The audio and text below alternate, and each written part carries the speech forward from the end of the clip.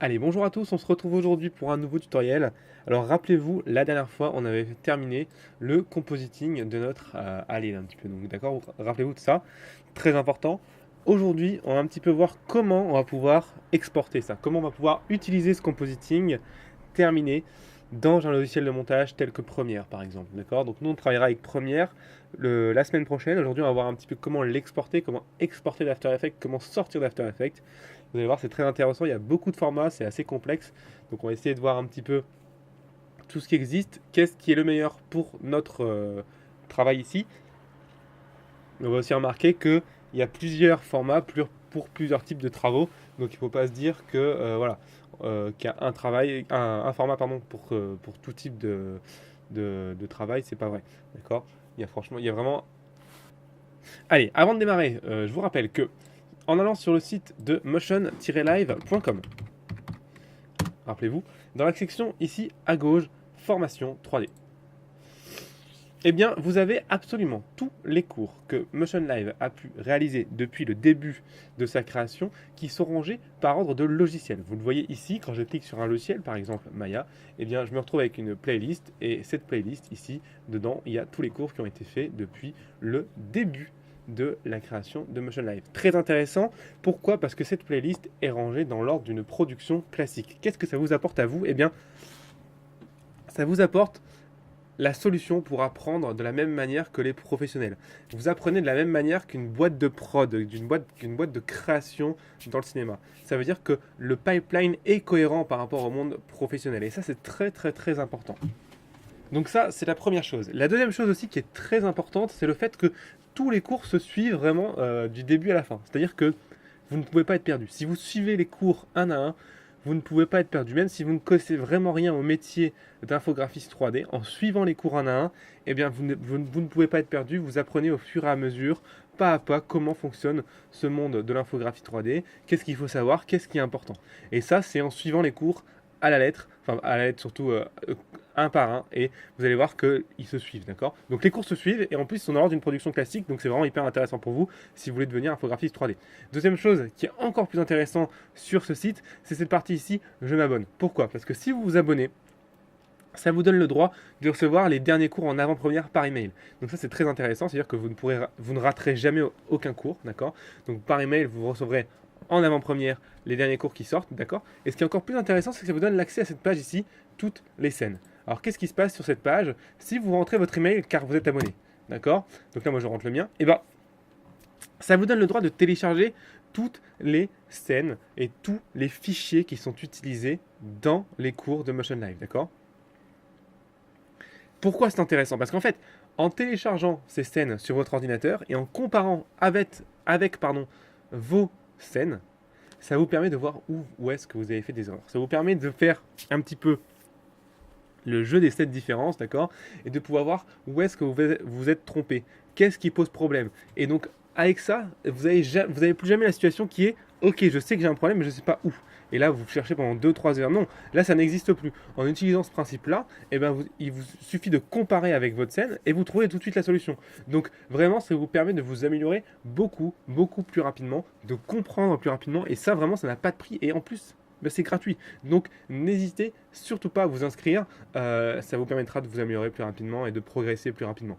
Donc, voilà. Ce serait dommage de ne pas en profiter, surtout que c'est gratuit. Allez, cette parenthèse étant faite, on se retrouve dans After Effects. Donc, la semaine dernière, on avait composité notre Alien. Maintenant, on va voir un petit peu comment fonctionnent les exports dans After Effects. Alors, pour exporter déjà une séquence, une composition, vous cliquez sur la composition, d'accord. Vous voyez, quand je clique sur la composition, elle devient ici entourée en bleu. C'est-à-dire que ça, je suis dans ma composition active. Par exemple, si je clique sur mon projet, hop, c'est mon projet qui devient actif. Vous voyez, d'accord. Donc ça, c'est un concept qui est important. After Effects fonctionne comme ça, fonctionne en fonction de ce qui est sélectionné. Là, c'est ma composition qui est sélectionnée. Là, c'est le résultat de ma composition. Là, c'est ma composition en tant que telle. Là, c'est mon projet. Là, c'est mon panneau d'effets, etc. D'accord. Très important parce que les raccourcis peuvent changer en fonction de où est-ce que vous êtes placé dans After Effects. Bon, on va pas y revenir aujourd'hui. L'idée, c'est vraiment de exporter un petit peu notre projet. Donc, on sélectionne notre composition, d'accord. On clique dans notre composition dans le vide et là, on va pouvoir l'exporter. Donc, plusieurs solutions. La première solution, c'est d'appuyer sur CTRL M et c'est le raccourci pour exporter, d'accord. Ou sinon, vous allez simplement dans Composition et Add to Render Queue, d'accord.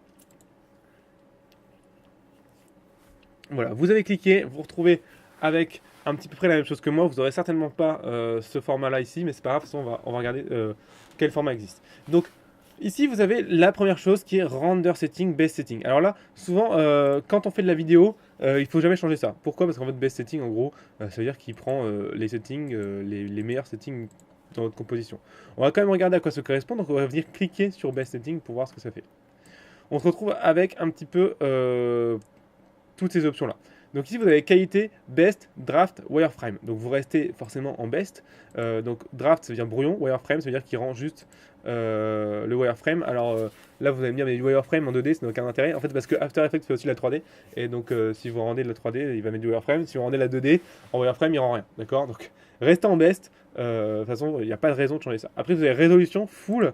Voilà, c'est un petit peu comme quand on prévisualisait en travaillant. On peut mettre half, third, quarter, ça n'a aucun intérêt. On est d'accord qu'on veut rendre toute notre composition en full. La seule raison pour laquelle vouloir rendre en demi, en tiers, en quart, c'est pour faire du pré-rendu et voir un petit peu comment. Enfin, c'est pour travailler en optimisant derrière si vous n'avez pas envie de faire votre rendu tout de suite. En bref, c'est pas très intéressant souvent de rendre pas en full. Donc moi, je vous conseille de rendre en full.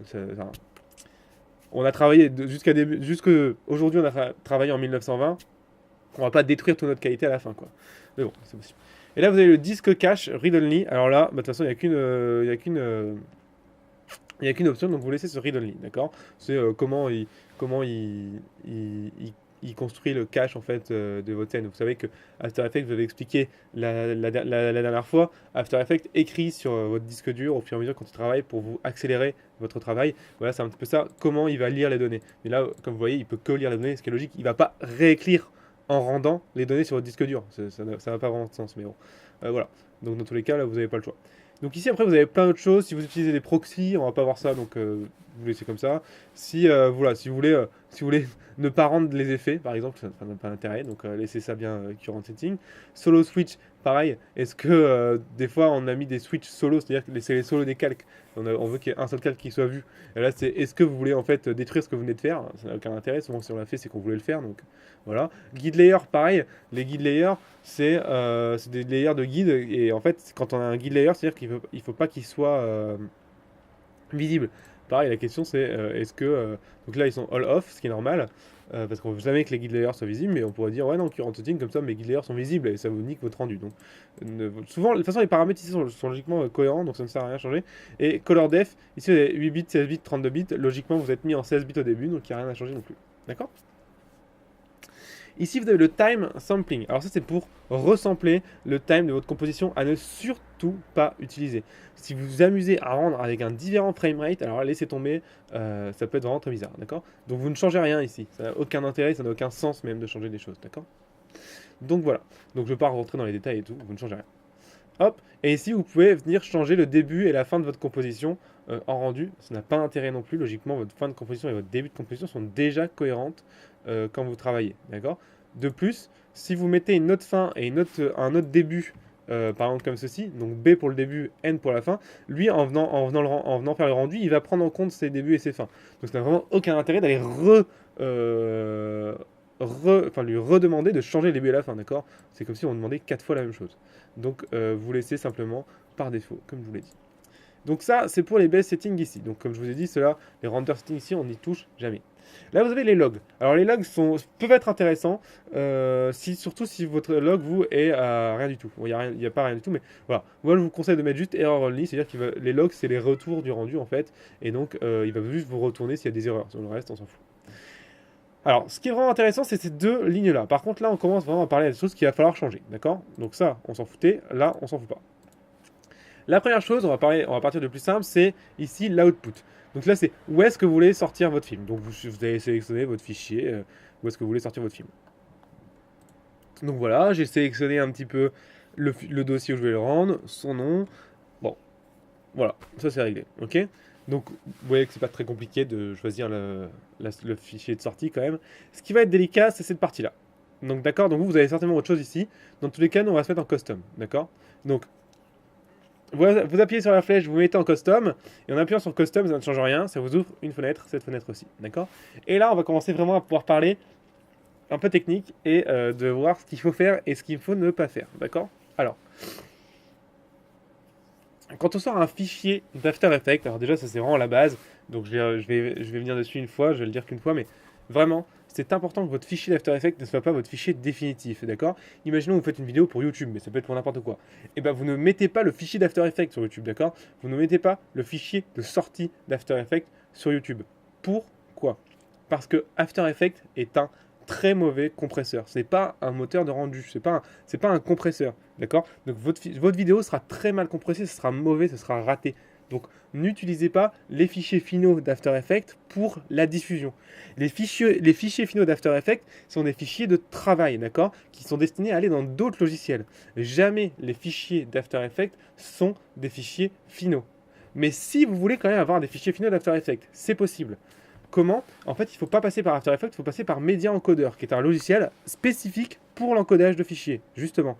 Donc, il suffit de prendre votre composition et de faire composition. Et ici, au lieu de faire Add to Render Queue, vous faites Add to Addom Media Encoder Render Queue. Alors moi, j'ai pas Media Encoder, donc ça ne marchera pas, mais vous, si vous l'avez, ça marchera. Et là, rien ne vous empêche de sortir un truc de Media Encoder, et là, il n'y aura pas de problème, d'accord? Mais vous ne sortez pas un truc encodé pour la diffusion d'After Effects. C'est vraiment très, très, très important. D'accord? Vous défoncez votre travail en faisant ça. Donc on clique dessus, d'accord? Alors, attends, je vais revenir ici en custom. Voilà. Donc je suis en custom. Donc je dois sortir un fichier de travail, pas un fichier de diffusion. Ça veut dire quoi en fait un fichier de travail et pas un fichier de diffusion? Ça veut dire que je dois sortir un fichier peu compressé. Je dois sortir un fichier avec beaucoup d'informations. Un petit peu comme le XR de la 3D, mais bon, un peu plus compressé quand même, faut pas déconner parce que le XR c'est quand même très lourd. Mais voilà, je sors un fichier peu compressé. Donc qu'est-ce qu'on a comme suite de formats possibles en fichier qu'on peut compresser? Regardons le format. Donc on a la if qui est un fichier sonore, donc comme on fait pas de son, c'est pas ça. On a la vie, on a le DPX, d'accord?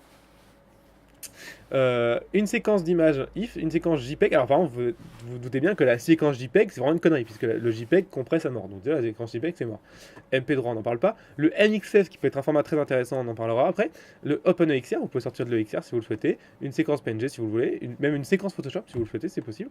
Du QuickTime. Donc, le QuickTime, en fait, c'est un conteneur, hein, d'accord? De toute façon, tout ce qu'on voit là, c'est des conteneurs. C'est pas des encodeurs, d'accord? C'est très important de comprendre la différence. C'est qu'un conteneur, comme QuickTime, va pouvoir avoir plusieurs types d'encodage. D'accord? Le conteneur, par exemple aussi AVI, peut avoir plusieurs types d'encodage, donc c'est important de comprendre ça. La radiance séquence, personnellement, je ne sais pas ce que c'est, donc je ne vais pas pouvoir vous aider. La TIFF séquence peut être très intéressante. Alors le TIFF et le IF se ressemblent beaucoup. Le IF, en fait, c'est le TIFF de Maya, alors que TIFF, c'est un format où on peut avoir plusieurs calques, qui est plus intéressant, souvent, mais par contre, il est extrêmement long. On est à 200 mégas l'image, donc laissez tomber, quoi.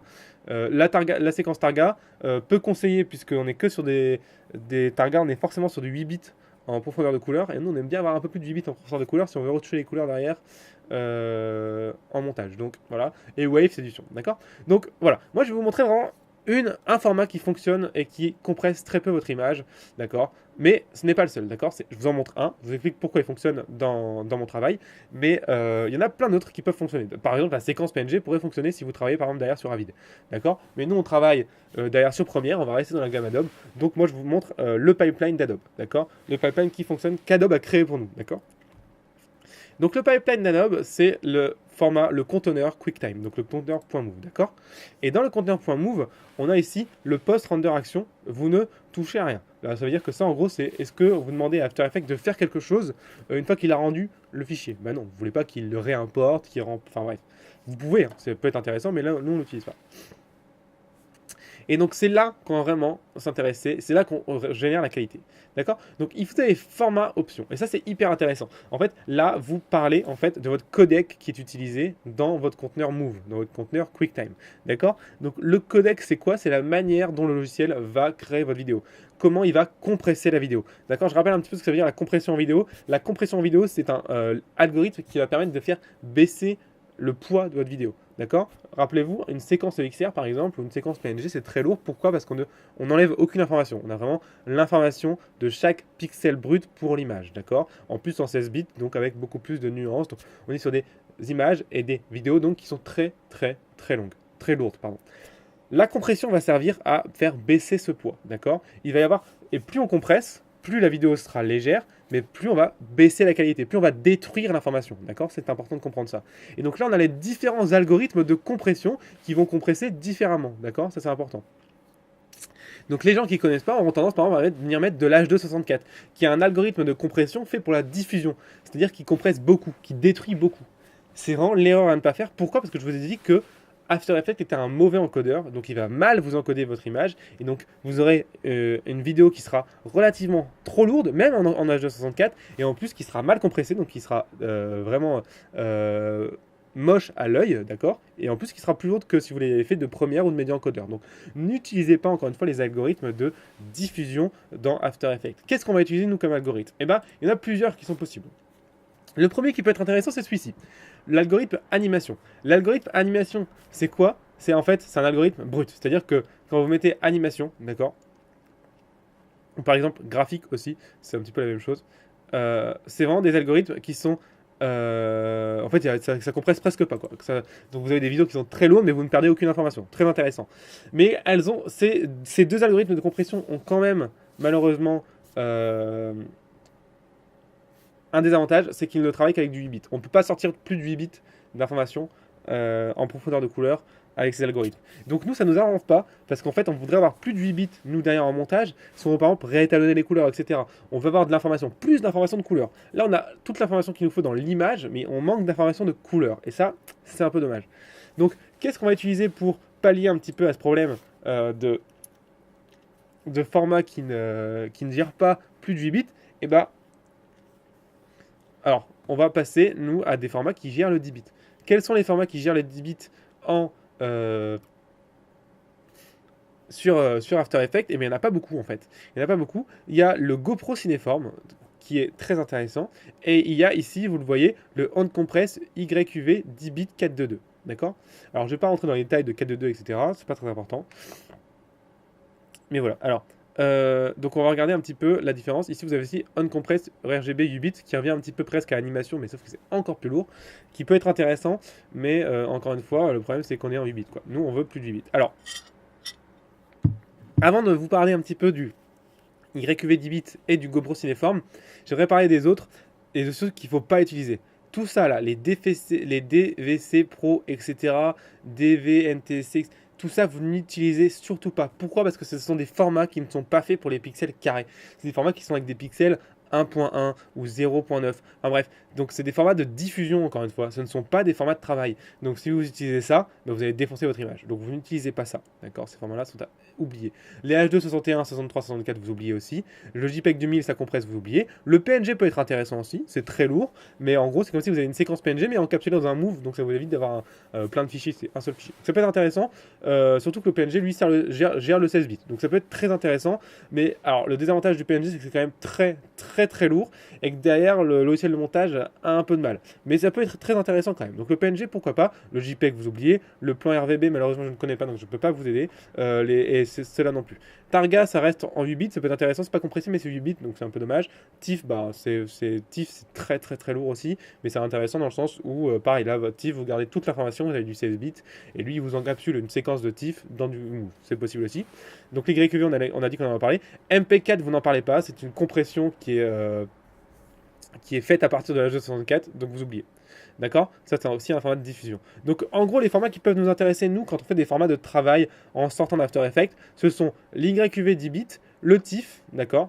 Le PNG, d'accord? Et le GoPro Cineform. Et c'est tout. Le reste, vous oubliez. Le reste, c'est même pas la peine d'y penser, d'accord? Et donc, nous, on va regarder un petit peu déjà les formats YQV 10 bits, d'accord? Donc on va pas parler du PNG et du TIFF. Pourquoi? Parce que ce sont des formats qui sont quand même très lourds. Et comme je vous l'ai dit, le logiciel de montage derrière, pour travailler, va avoir du mal à lire en temps réel. Et donc vous allez galérer à monter derrière. Donc nous, on va quand même rester sur des formats un peu moins lourds, comme le YQV ou alors le GoPro Cineform. Donc parlons déjà du YQV. Le YQV, c'est un bon format. Malheureusement, il a quand même une contrainte. Et c'est la seule contrainte qu'il a, c'est que c'est du YUV. Ça veut dire que ça ne sort pas votre image en RGB, d'accord? Donc ça veut dire qu'il va y avoir une petite conversion de couleur. C'est vraiment très léger, hein, déconnons pas. C'est vraiment extrêmement léger, d'accord? Mais malheureusement, elle existe. Et donc ça veut dire que derrière en montage, vous allez avoir une image qui sera un petit peu différente. Alors vraiment, c'est rien du tout, hein. Un petit coup d'étalonnage, souvent ça fait vraiment la blague. Mais voilà, faut le savoir, c'est le petit désavantage. Sinon le reste est très bien. C'est un format qui est relativement qui est lourd parce que forcément il est peu compressé, même là, pas compressé, mais que le logiciel de montage gère bien derrière, donc on peut lire en temps réel. Enfin, c'est relativement bien, d'accord? Mais il y en a encore un autre qui est pas mal. Donc celui-là est très bien, mais il y en a encore un autre mieux, qui est vraiment le top du top, qui a été. Parce que celui-là c'était l'ancien qu'on utilisait avant, quand l'autre n'était pas sorti, mais celui-là est sorti avec la version Premiere Pro CC. C'est le GoPro Cineform. Et ça c'est génial. Donc c'est un format qui vient de GoPro, donc des caméras GoPro, qui en fait, lui est un format qui est compressé. Contrairement à YQV, il est beaucoup plus compressé. Mais il est vraiment très intéressant parce qu'on peut sortir du 10 bits, d'accord? Donc plus de 8 bits, comme le YQV, c'est du 10 bits, donc on a plus d'informations de couleur. Et en plus, il est compressé, mais très bien compressé. C'est-à-dire qu'il est relativement peu compressé, mais beaucoup plus que le YQV. Mais par contre, ça ne se voit pas du tout. Et d'ailleurs, on peut vraiment retoucher de la couleur. Donc c'est vraiment hyper intéressant. Vous avez une qualité de 1 à 5, d'accord? Je vous conseille 4 ou 5. Ça... Alors 4 ou 5, j'ai jamais vraiment vu la différence, mais voilà. Le reste, 1, 2, 3, c'est du format de diffusion, d'accord? Donc c'est même pas la peine d'y penser. Par contre, 4, 5, c'est des formats de travail. C'est des formats qui ont été faits pour le compositing, d'accord? Donc là, le GoPro Cineform, c'est vraiment un format qui a été construit pour ça, d'accord? C'est un format de travail qui a été créé pour la passerelle After Effects Premiere. Donc, je veux dire, à la limite, il n'y a même pas de question à se poser, quoi. Ce serait celui-là qu'il faudrait utiliser par défaut, puisqu'il a été créé pour ça. C'est le plus optimisé, c'est celui qui garde le plus d'informations utiles, et celui qui a les meilleures couleurs. Donc, utilisez celui-là, puisque surtout, lui, il sert du RGB, contrairement au YQV, et donc lui, vous avez vraiment les mêmes couleurs d'After Effects à première, vous n'avez pas ce petit changement du YQV. Encore une fois, YQV, c'est vraiment hyper subtil, d'accord? Mais bon, ça y est. Donc nous, on va rester sur le GoPro Cineform, parce que, comme je vous disais, c'est celui qui paraît le plus cohérent. Mais encore une fois, de votre côté, et en fonction de vos projets, et en fonction de votre logiciel de montage derrière, vous pourriez changer ces formes, d'accord? Mais faites-le toujours en réfléchissant et en comprenant pourquoi vous le faites. Donc je fais OK. Après avoir fait ça, il va falloir quand même encore changer quelques petits trucs, d'accord? Mais ça reste vraiment de l'option. Mais bon, c'est quand même important de savoir, donc je vais vous expliquer. La première chose à savoir, c'est que vous, par défaut, vous êtes en millions de couleurs. Ah, erreur. Le million de couleurs, ça veut dire que même si vous avez un format qui est 10 bits, donc comme le GoPro Cineform, il va vous sortir l'image en 8 bits. Erreur, nous on veut du 10 bits, donc vous mettez bien trillion de couleurs, qui veut dire 10 bits, d'accord? L'avantage du GoPro Cineform aussi, c'est qu'il peut gérer l'alpha. Donc vous pouvez remettre des couches d'alpha sur vos images. Il vous suffit de vous mettre ici en RGB plus alpha. Et ça vous met du trillion de couleurs plus 10 plus. Et là, vous ne sortez plus du 10 bits, mais du 12 bits. Pourquoi? Parce que vous avez en fait, comment on appelle ça, une plage de couleurs en plus à gérer qui est RGB alpha. Donc forcément vous avez de l'information en plus, c'est pour ça que ce n'est plus du 10 bits mais du 12 bits, d'accord? Mais nous on va rester, nous on n'a pas d'alpha dans notre image, donc on va rester en RGB tranquillement et on va sortir du triangle couleur. Donc ça souvent c'est l'erreur qu'on fait, hein. On oublie de mettre triangle couleur ici, donc en gros on croit avoir du 10 bits mais en fait on se retrouve avec du 8 bits. Pourquoi? Simplement parce qu'on a oublié de mettre triangle couleur ici. C'est un peu dommage, je comprends pas pourquoi il faut faire deux fois la même manip, mais bon. After Effects nous permet de prendre un format 16 bits et pourtant de clamper à 8 bits. Voilà, il faut savoir que ça existe, donc ne vous faites pas avoir.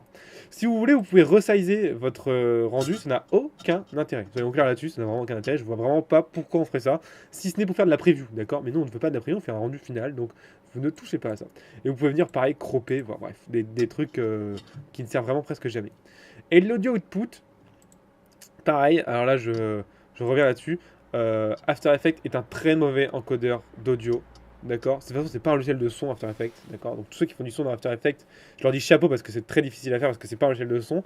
Mais voilà, moi je vous le dis, ne sortez pas d'audio dans After Effects. Vous sortez votre image, votre vidéo, et vous synchronisez votre image et votre son dans Premiere, dans votre logiciel de montage. D'accord? C'est important de comprendre ça. Donc nous, on ne sort jamais d'audio dans After Effects. C'est possible, encore une fois, c'est possible, et en fonction des cas, peut-être que vous serez amené à le faire. Donc ne vous fermez pas cette porte, mais sachez que c'est quand même très très peu pratique de faire ça.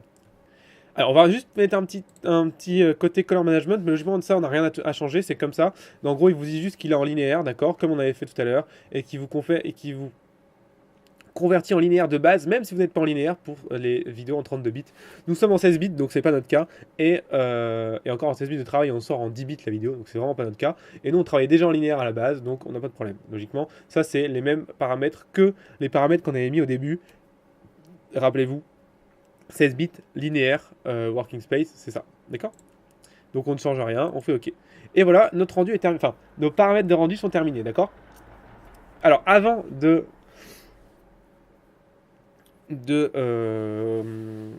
reparler, enfin de lancer le rendu, sachez que dans les paramètres de rendu, là j'ai pris du QuickTime, d'accord? Rien ne nous empêchait de faire de la séquence PNG, ça aurait pu marcher.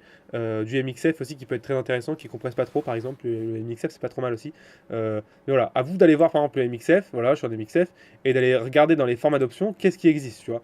Et là on voit qu'il y a plein de choses. Il faut comprendre ce que c'est, on peut pas choisir ça comme ça, d'accord?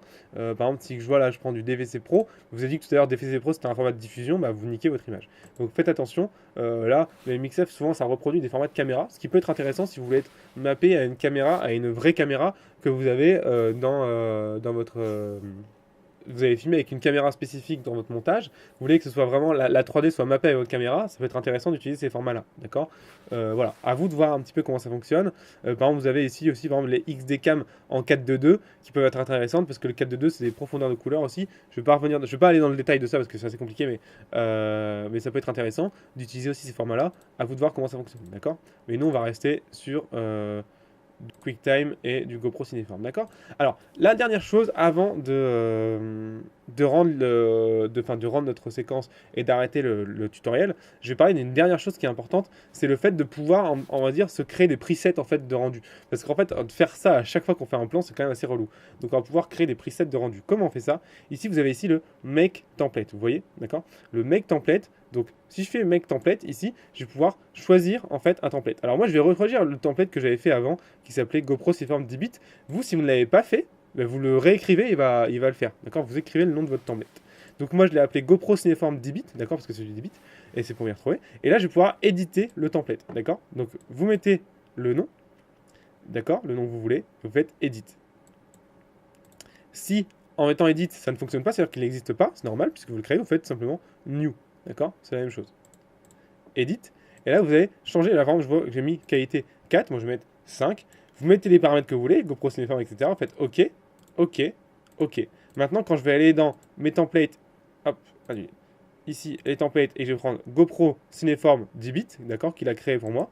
Maintenant, mon GoPro Cineform 10 bits, vous voyez que j'ai bien GoPro Cineform spécial qualité 5. Alors, il y a quand même un problème avec cette technique, c'est que dès que vous faites Make Template, de base, il vous rajoute un template, même si vous changez après le nom, il vous rajoute un template Untitled. Donc c'est un peu embêtant, mais vous pouvez quand même le supprimer. Je dis que je veux supprimer Untitled 5, hop, il est supprimé. Si je veux supprimer Untitled 4, hop, vous voyez, ça me permet de supprimer tous ceux qu'il a mis en trop. D'accord? Donc voilà, vous avez fait ça, vous appuyez simplement sur rendu. Et vous attendez. C'est pas très long, souvent pour des plans comme ça, il y en a pour peut-être 5 minutes. 10 minutes en fonction de votre machine et de ses capacités. Mais voilà, c'est rarement très très long. Et c'est des rendus after. Donc c'est ça qui est bien comparé à la 3D, c'est que les rendus souvent sont assez peu conséquents en termes de durée, en termes de temps. D'accord? Et après cette vidéo, donc Move GoPro Cineform, on va pouvoir venir la mettre dans notre logiciel de montage. Mais ça, ce sera pour la semaine prochaine, d'accord? Donc voilà, là on a terminé pour aujourd'hui. On a vu un petit peu comment on exportait les formats, on va dire la science des formats qui est un peu bizarre, un peu compliqué à comprendre au début. Donc ne lâchez pas prise, c'est très important de comprendre ça. Souvent les gens au début veulent, on va dire, un petit peu boycotter cette partie de l'animation 3D, enfin de la création vidéo en fait, mais ne le faites pas. Ne faites pas cette erreur parce que c'est vraiment très très important de comprendre pourquoi un format et pas l'autre. Qu'est-ce qu'il apporte de plus qu'un autre format et qu'est-ce que celui-là enlève de plus qu'un autre format. Donc c'est vraiment plus compliqué de comprendre ça, donc n'hésitez pas à aller voir sur internet ce qu'apportent les différents formats, leur spécificité, leur profondeur de couleur et comment vous allez l'utiliser après. C'est vraiment très important. Si vous ne faites pas ça, vous allez vous retrouver avec des fois des pipelines compositing, montage qui vont pas fonctionner et vous allez perdre de l'information, perdre de la couleur, perdre de la qualité de l'image et vous n'allez pas comprendre pourquoi. Et souvent, bien souvent, ça viendra bien de votre format. D'accord? Faites aussi, allez, dernière petite parenthèse, faites aussi attention bien à votre framerate. D'accord? Si vous travaillez en 24 images secondes dans After, vous travaillez en 24 images secondes dans Premiere. Si vous travaillez en 25 images secondes dans After, vous travaillez en 25 images secondes dans Premiere. D'accord? C'est très important que tout au long de votre pipeline, 3D, compositing, montage, vous ayez le même framerate, la même vitesse d'image, d'accord? 24, 25 ou 30 ou 29, 97 si vous êtes aux États-Unis, d'accord? C'est très important de travailler comme ça avec ces framerates-ci, enfin avec le même framerate, vous mettez celui que vous voulez, hein, mais vous travaillez avec le même framerate du début à la fin, sinon, pareil, vous allez vous retrouver avec des sautes d'image, des petits trucs qui vont bugger, ça viendra de là, d'accord? Allez, sinon, pour ma part, le cours est terminé. On a vu pas mal de choses aujourd'hui, un peu compliquées, je l'admets. Donc n'hésitez pas à re-regarder si vous ne comprenez pas, à aller chercher un petit peu par vous-même aussi sur Internet pour voir les différents types de formats et leurs spécificités. Et puis moi, on se retrouve simplement la semaine prochaine pour faire du montage, voir comment ça fonctionne. Et puis tout simplement, je vous dis bon courage. Encore une fois, comme d'habitude, amusez-vous, c'est le plus important. Et puis à la semaine prochaine. Merci beaucoup. Allez, bye bye.